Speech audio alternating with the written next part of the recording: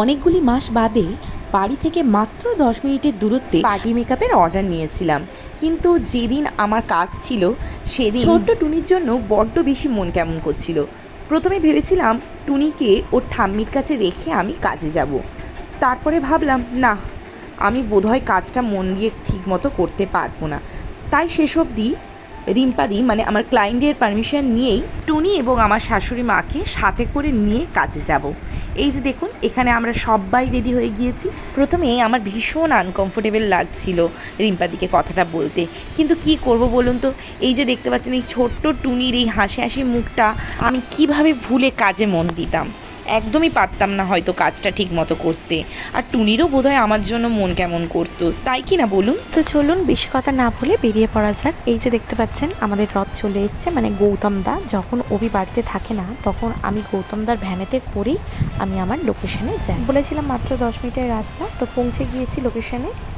আর এখানে দেখতে পাচ্ছ টুনি আর মা রয়েছে, সাথে রিম্পাদির মেয়েও রয়েছে।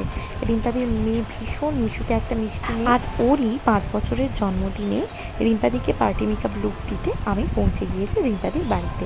তো দেখতে পাচ্ছেন এখানে আমার মেকআপ ডান, এখন আমি রিম্পাদির হেয়ার স্টাইলটা করছি। রিম্পাদি চেয়েছিল একটা সফট লুক, তো দেখুন সেই লুকটা আমি দিতে পেরেছি কিনা। আশা করব আপনাদের সকলের এই লুকটা পছন্দ হবে।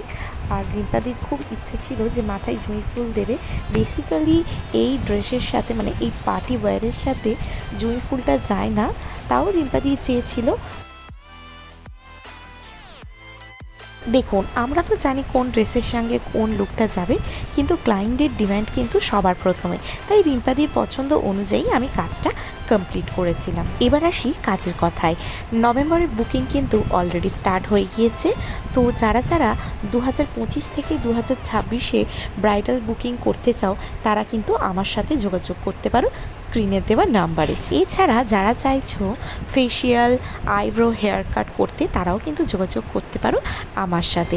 আর পার্টি মেকআপ তো আছে। আমি আজকের এসেছি মাধবপুরে রিম্পাদিকে সাজাতে। রিম্পাদির আজকে পার্টি মেকআপ লুক করেছে। রিম্পাদি কেমন লাগছে বলো তোমার সেজে? আমার খুব ভালো লাগছে রাখির কাছে সেজে। আমি যতবারই সাজি আমি রাখির কাছেই সাজি। হ্যাঁ, মানে রিম্পাদি সত্যি আমাকে সবসময় ডাকে। আর আজকের হলো রিম্পাদির মেয়ের বার্থডে, তো হ্যাপি বার্থডে মিষ্টু, খুব ভালো থেকো। তো চলো দেখা হবে নেক্সট ভিডিওতে। ওদিকে মাও রেডি, চলো।